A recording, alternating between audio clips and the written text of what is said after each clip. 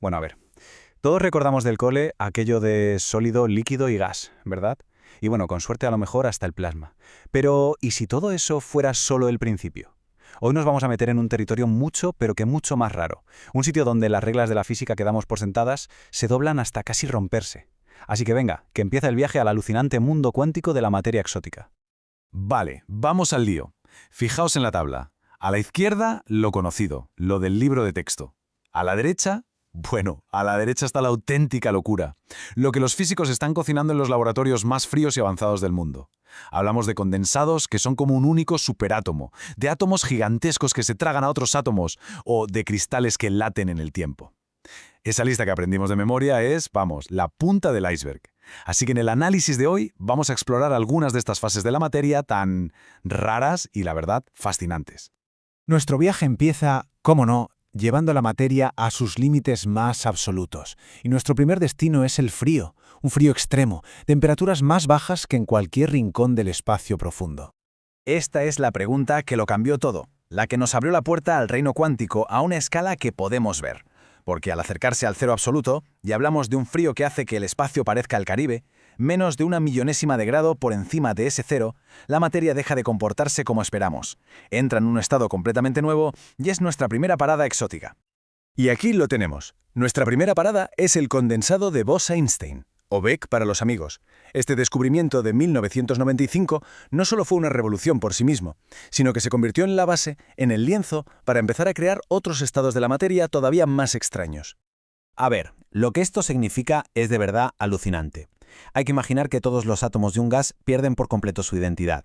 Ya no son este átomo y aquel átomo, no. Sus ondas de materia se solapan, se fusionan, hasta que todos se comportan como una única onda girante. Toda esa rareza cuántica que normalmente está escondida a nivel atómico, de repente, ¡boom!, se manifiesta a una escala que podemos observar directamente.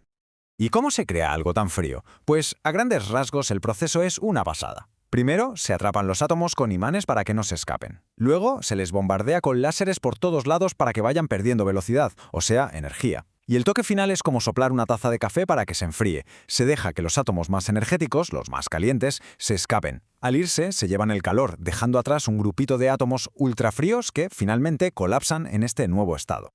Vale, una vez que la ciencia dominó la creación de estos condensados de Bose-Einstein, se convirtieron en una especie de campamento base cuántico, un punto de partida perfecto para construir cosas que parecen imposibles, como por ejemplo un átomo que está lleno de otros átomos. Es que esto suena a ciencia ficción pura y dura. Se coge un átomo de un Beck y, ¡zas!, se le dispara con un láser de la energía justa.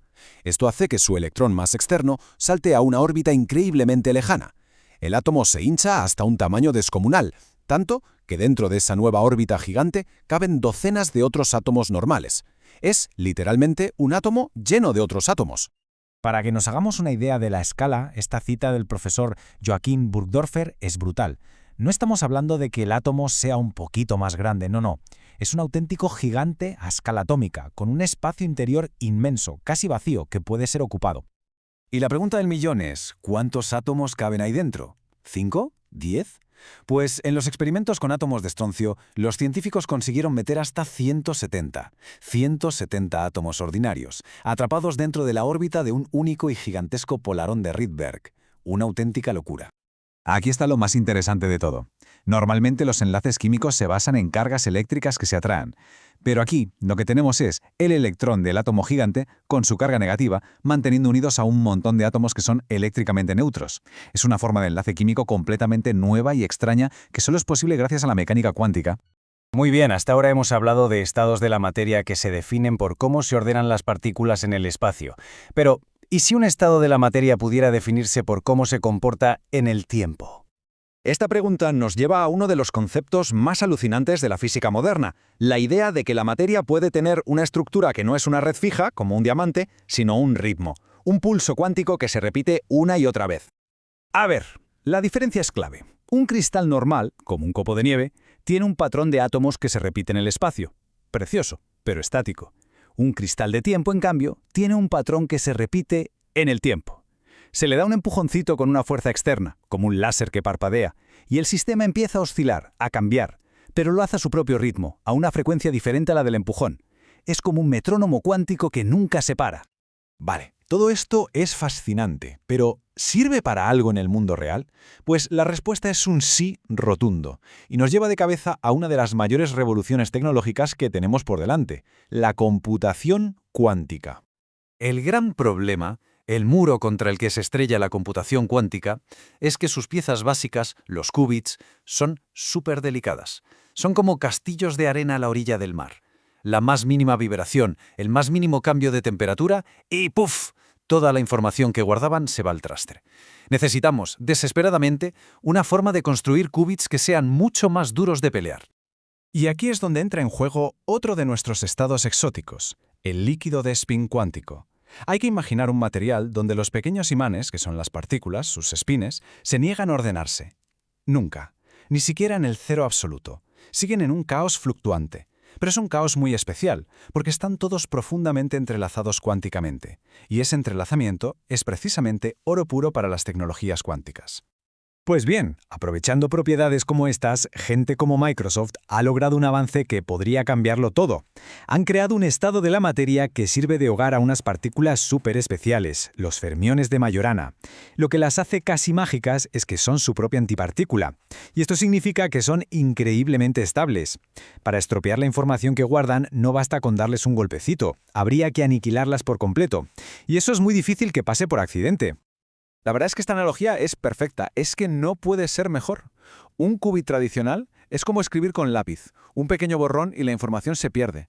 En cambio, un qubit topológico, construido con estas partículas exóticas, es como un tatuaje. La información no está en un punto, está grabada en la estructura entera del sistema. Aunque la piel se estire o se mueva un poco, el tatuaje, la información, permanece intacta. Son, por diseño, increíblemente resistentes a los errores. Y con esto llegamos al final de nuestro viaje. Hemos ido desde el frío absoluto hasta a los ordenadores del futuro. Cada uno de estos descubrimientos parecía pura fantasía hasta que alguien lo consiguió.